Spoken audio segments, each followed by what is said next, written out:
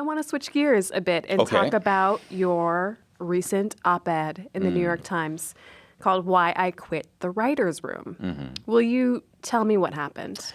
I was in a writer's room, and... Are we saying what the writer's room was? Not. Okay, I'm not, people can Google it. Yeah. But I was in a writer's room, and,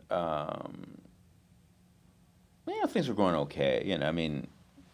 There's always, conflict, and is this right and that right? But, it was going all right. But then one day I get a call, like 3 weeks from HR, and they say, we hear that you use the N-word in the writer's room. And I said, well, I am the N-word in the writer's room. And they said, well, you can't use that word. I said, really? They said, yes, well, you could write it. If it's in a script, you can write that word. But you can't say that word. I said, I can't say nigger in a writer's room? If I'm just telling a story, am I calling somebody that? And they go, no. I said, oh, okay. And then I went home. I never came back. I just went home. And I was so mad, partly because of being a black man in America, not being able to use a word I've been oppressed by for 400 years. And the way I used it was about that oppression. It was about a police officer. Yeah, police officer, And then, but also, I was worried. I'm American, right? I don't have freedom of speech. And if I use freedom of speech, I don't have the right to pursue happiness, which means have a job, And the person who blamed me, who said I said it, and they were right, I did, they wouldn't even tell me who it was. So it was kind of like McCarthy. It's like I'm on the blacklist. I'm an anti-American, being subjected to this anti-American attitude. It was awful. So I wrote this op-ed piece, and it came out in the Times. And I was very happy about it. I was very happy to have that argument with people, black and white, about my right to use. And everybody's right to use whatever word they want. I mean, if a white person had told the same story, I would have to accept it. I might not like it. But, somebody said to me, oh, wait a second, you said something that made me feel uncomfortable.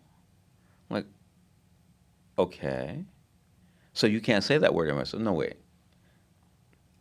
We all say things that make people... I got a president, and 90% of the stuff he says makes me feel uncomfortable. But, I think uncomfortable would be downplaying the feeling that most of us feel. But I'm not fine with it. I'm uncomfortable with it. But however, he has a right to say what he wants. I have a right to say what I want. So if somebody in the writer's room, a white person, had used the N-word in your presence, what would you have done or said? Well, I might have felt uncomfortable about it, but I certainly wouldn't call HR and say, we need to stop that person from talking like that, depending on how they were using language, if they were, bullying somebody or harassing somebody or attacking, that's different. You inadvertently or perhaps very advertently have stumbled into something of a culture war, right? Because you have many conservatives, many white conservatives, making the claim, well, why can't I say the N-word? I should be able to say the N-word whenever I want.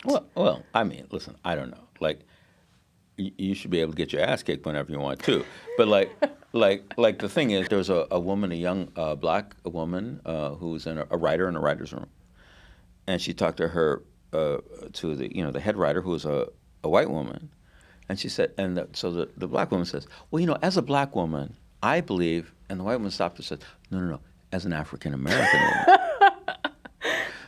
So the white woman is going to tell, because there are rules that these white people have created. What do you do with your face when somebody says that to you, right? Like what what you should be able to do, but what people are afraid to do is say, no, I am a black woman, because just to say African American, what does that mean? Am I from Ethiopia? Am I from Kenya? Am I from Somalia? I mean, where the fuck am I from?